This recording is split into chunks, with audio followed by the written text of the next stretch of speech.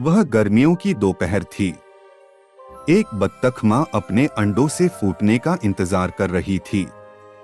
वह अधीर हो रही थी, इन अंडों को फूटने में कितना समय लगेगा। आखिरकार एक के बाद एक फूट फूट कर अंडे फूटने लगे।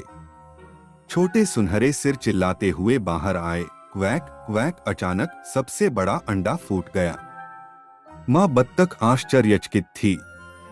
यह बदसूरत बत्तख का बच्चा था। उसके विशाल पैर और चौड़ी चोंच थी। क्या यह सचमुच मेरा बच्चा है? बत्तख की माँ आश्चर्यचकित हुई। उसके सभी भाई बहन बदसूरत बत्तख का मजाक उड़ाते थे। वे उसके साथ नहीं खेलते थे, लेकिन माँ बत्तख उससे वैसे ही प्यार करती थी जैसे वह दूसरों से करती थी। एक दिन माँ बत्तख अपने सभी बत्तखों को तैरने के लिए ले गई। उसे उम्मीद थी कि एक दिन बदसूरत बत्तख का बच्चा अपने भाई बहनों जैसा दिखेगा।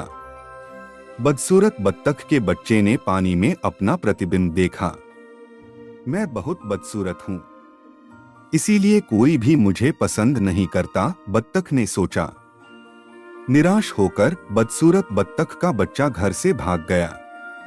वह घने जंगल में अकेला भटकता रहा। आखिरकार वह एक दलदल में पहुंच गया जहां जंगली बत्तखें रहती थीं। उन्होंने उसका मजाक भी उड़ाया, तुम बदसूरत हो, तुम यहाँ नहीं रह सकते, चले जाओ। वह चला गया।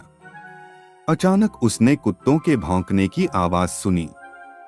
कुत्ते शिकारियों के साथ थे। यह सुनकर बदसूरत बत्तख लंबी घास के बीच छिप गई। जल्द ही वे चले गए और बदसूरत बत्तख का बच्चा जितनी तेजी से भाग सकता था भागा। वह भागा और जंगल के अंत में एक झोपड़ी तक पहुंच गया। वहां एक बूढ़ी औरत अपनी बिल्ली और मुर्गी के साथ रहती थी। उसने सोचा कि बत्तख का बच्चा अंडे देगा, इसलिए उसने उसे रहने दिया। कुछ दिनों के बाद बुढ़िया को पता चला कि बदसूरत बत्तख अंडे नहीं देती है। स्त्री ने उसे कुटिया से बाहर निकाल दिया। बदसूरत बत्तख का बच्चा बिल्कुल अकेला था। सर्दी का मौसम होने के कारण वह ठंड से कांप रहा था। एक किसान ने उसे देखा और उस पर दया करके उसे अपने घर ले गया।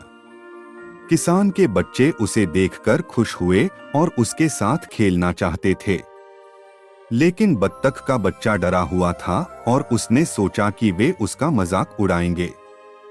एक दिन बदसूरत बत्तख का बच्चा रसोई में दूध की बाल्टी से फिसल गया। दूध पूरे फर्श पर फैल गया। किसान की पत्नी क्रोधित हो गई और उसे घर से बाहर निकाल दिया।